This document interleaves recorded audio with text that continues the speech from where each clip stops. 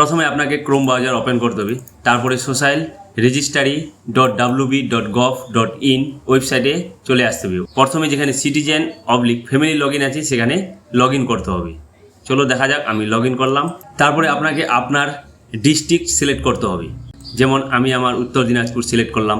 তারপরে কাস্টমারের নিজস্ব মোবাইল নাম্বার দিতে হবে। আমি আমার মোবাইল নাম্বার পুট করলাম। 6 সংখ্যার একটা ওটিপি যাবে, সেই ওটিপিটা এখানে পুট করলেই আপনার একটা পেজ খুলে যাবে। এরকম একটা ইন্টারফেস আসবে। সেখানে প্রথমে দিতে হবে হেড অফ ফ্যামিলি, মানে পরিবারের যে হেড আছে তার ডিটেলস কিন্তু এখানে দিতে হবে। প্রথমে হেড অফ ফ্যামিলির নাম দিতে হবে অ্যাজ পার আধার কার্ডে যেই নাম আছে সেই নাম কিন্তু এখানে দিতে হবে। তারপরে আধার কার্ড অনুযায়ী ডেট অফ বার্থ দিতে হবে এখানে। তারপরে জেন্ডার সিলেক্ট করতে হবে। তারপরে ক্যাটাগরি সিলেক্ট করতে হবে, যার যেটা ক্যাটাগরি, ওবিসি, এসসি, এসটি, যার যেটা হবে সেটা সিলেক্ট করতে হবে। তারপরে আধার কার্ডে যে মোবাইল নাম্বার দেওয়া আছে সেই আধার নাম্বারের মোবাইল নাম্বার কিন্তু এখানে পুট করতে হবে। তারপরে পরিবারে যতজন সদস্য আছে তাদের সদস্য সংখ্যা এখানে পুট করতে হবে। তারপরে হেড অফ ফ্যামিলি যদি ডিজাবিলিটি হয় তাহলে এখানে ইয়েস করতে হবে, যদি ডিজাবিলিটি না হয় তাহলে নো করতে হবে। তারপরে এখানে হেড অফ ফ্যামিলির আধার নাম্বার দিতে হবে। তারপরে হেড অফ ফ্যামিলির অ্যাড্রেস দিতে হবে, ফুল অ্যাড্রেস। তারপরে এখানে ডিস্ট্রিক্ট সিলেক্ট করাই থাকবে। তারপরে এরিয়া থাকবে, যদি গ্রামীণ হয় তাহলে রুরাল হবে, যদি শহরের হয় তাহলে আরবান হবে। তারপরে এখানে নিজের পিনকোড সিলেক্ট করতে হবে, যার যেটা পিনকোড হবে। তারপরে পুলিশ স্টেশন সিলেক্ট করতে হবে। তারপরে হেড অফ ফ্যামিলির ভোটার কার্ড দিতে হবে। তারপরে অ্যাসেম্বলির নাম দিতে হবে, যার যেটা অ্যাসেম্বলি হবে। তারপরে পার্ট নাম্বার দিতে হবে, যার যেটা পার্ট নাম্বার হবে। এখানে দেখতে পাচ্ছেন হেড অফ ফ্যামিলির আধার কার্ড এবং ভোটার কার্ড আপলোড করিনি, তো এরকম একটা চেক ফেল চলে আসবে। এখানে হেড অফ ফ্যামিলির আধার কার্ড আপলোড করতে হবে এবং হেড অফ ফ্যামিলির ভোটার কার্ড আপলোড করতে হবে। তাহলে এখানে দেখতেই পাচ্ছেন যেখানে আধার নাম্বার দেওয়া আছে তার নিচে চলে আসবেন স্ক্রল করলে, এখানে আধার নাম্বার দেওয়ার পরে ওখানে আধার কার্ড আপলোড দিতে হবে। তারপরে ভোটার নাম্বার দেওয়ার পরে এখানে কিন্তু ভোটার কার্ড আপলোড দিতে হবে। আপলোড দেওয়ার পরে নেক্সট করলে এরকম একটা ইন্টারফেস আসবে। যদি head of family ration card থাকে তাহলে ইয়েস করতে হবে, ইয়েস করে ওখানে রেশন কার্ড নাম্বারটা দিতে হবে। যদি না থাকে তাহলে নো করতে হবে। আমি আমারটা ইয়েস করে দিলাম।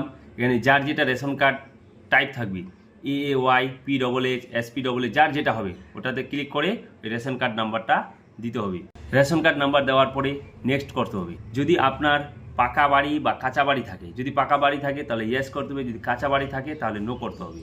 যদি আপনার ফ্যামিলির কোনো নিজস্ব জমি থাকে তাহলে ইয়েস করতে হবে, যদি না থাকে তাহলে নো করতে হবে। তাহলে আমি আমার জমি আছে, ইয়েস করে দিলাম। আপনার জমি কতটুকু আছে, যদি আপনার 5 শতক থাকে বা 10 শতক থাকে তাহলে সেই হিসাবে ওখানে লিখতে হবে। আমি আমার 5 শতক ছিল, 0.5 লিখে দিলাম। তারপরে আপনার কি কোনো 4 চাকা গাড়ি আছে, যদি থাকে তাহলে ইয়েস করতে হবে, যদি না থাকে তাহলে নো করতে হবে। এখানে হেলথ ইন্স্যুরেন্স, আপনার যদি হেলথ ইন্স্যুরেন্স কোনো কাগজ থাকে, যেমন আমি আমার হেলথ ইন্স্যুরেন্স কাগজ আছে, ইয়েস করে দিলাম।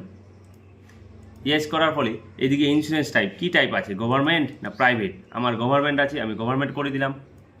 তারপরে এখানে সিলেক্ট করতে হবে কোন গভর্নমেন্ট, কী আছে কার্ডটা, যেমন আমার আছে স্বাস্থ্যসাথী কার্ড, এখানে স্বাস্থ্যসাথী কার্ড সিলেক্ট করতে হবে।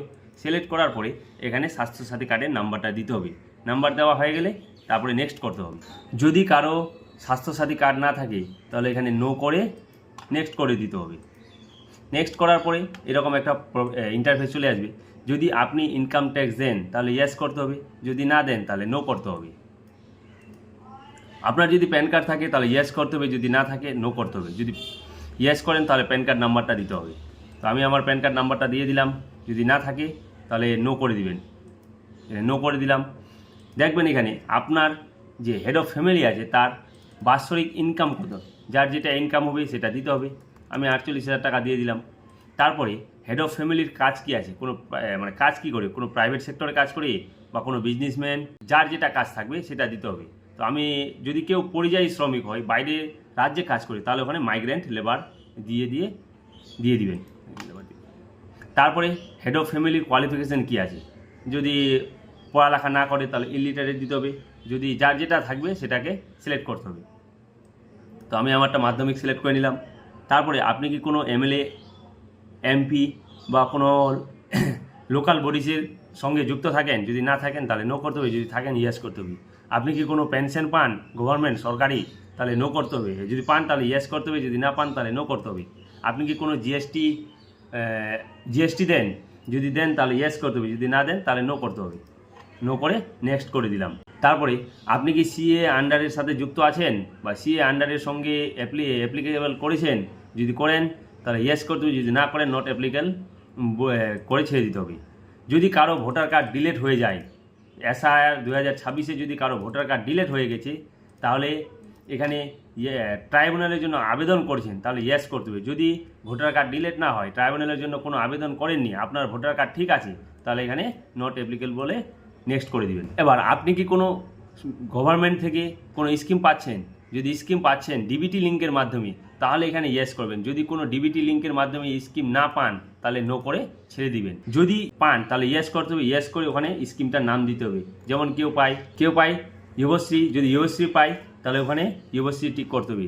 যদি এই যুবশ্রীটা বা ওটাকে আর নিতে চান না, তাহলে ওখানে নো করে দিবেন। যদি নিতে চান তাহলে ইয়েস করে দিবেন। তারপরে আরও যদি কেউ কিছু পান তাহলে অ্যাড অ্যানাদার স্কিম করে দিবেন। যদি কেউ লক্ষ্মীর ভাণ্ডার পান, তাহলে লক্ষ্মীর ভাণ্ডার কিন্তু এখানে একটা কথা মনে রাখবেন, লক্ষ্মীর ভাণ্ডার কিন্তু ডিবিটির মাধ্যমে দেওয়া হয়নি, লক্ষ্মীর ভাণ্ডার কিন্তু এনএফটির মাধ্যমে ট্রেজারি অফিস থেকে দেওয়া হয়েছে।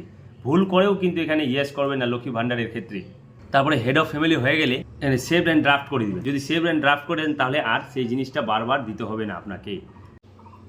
হেড অফ ফ্যামিলি দেওয়ার পর কিন্তু মেম্বার টুও সেম দিতে হবে। সেম দেওয়ার পর যার অন্নপূর্ণা যোজনার জন্য অ্যাপ্লাই করছেন, সেখানে কিন্তু এখানে yes I am applying Annapurna Yojana, এখানে কিন্তু ক্লিক করতে হবে। ক্লিক করার পর এখানে যদি আপনি কোনো গভর্নমেন্ট থেকে স্কিম ডিবিটির মাধ্যমে পান তাহলে ইয়েস করবেন। যদি কোনো গভর্নমেন্টের আন্ডারে ডিবিটি লিঙ্কের মাধ্যমে টাকা না পান, তাহলে এখানে নো করে ড্রাফট অ্যান্ড সেভ করে ছেড়ে দিবেন।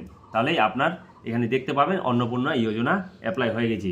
সেম এরকম করে যদি আরও কোনো পরিবারের সদস্য থাকে তাহলে অ্যাড মেম্বার করে সেম প্রসেস করতে হবে।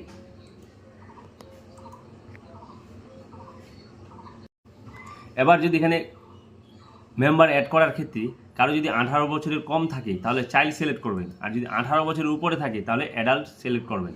অ্যাডাল্ট সিলেক্ট করার পরে যেরকম মেম্বার টু বা হেড অফ ফ্যামিলি করেছেন সেম হবে, আর চাইল্ড করার ক্ষেত্রে কিন্তু আলাদা একটু টাইপের হবে। চাইল্ড করার ক্ষেত্রে যদি 18 বছর নিচে হয় তাহলে তার কিন্তু শুধু আধার কার্ড আপলোড দিতে হবে।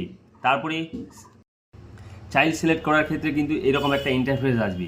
এখানে 1 নম্বরে দেওয়া আছে গ্রেড, মানে সে কোন ক্লাসে পড়ছে, যার যেটা ক্লাস থাকবে 1 2 3 4 যার যেটা ক্লাস হবে সেই ক্লাসটা কিন্তু ওখানে সিলেক্ট করতে হবে। এবার সেই ব্যক্তি কোন স্কুলে পড়ছে তার স্কুলের নাম কিন্তু এখানে অবশ্যই দিতে হবে।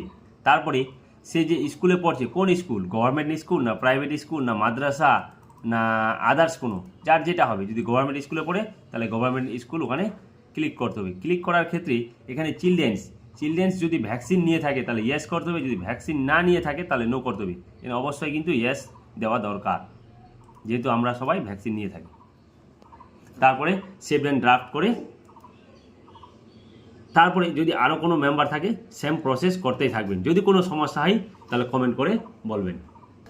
সমস্ত মেম্বার যদি অ্যাড হয়ে যায় তাহলে শেষে ডিক্লারেশন অ্যান্ড কনসেন্ট ক্লিক করে এখানে রাইট ক্লিক করতে হবে।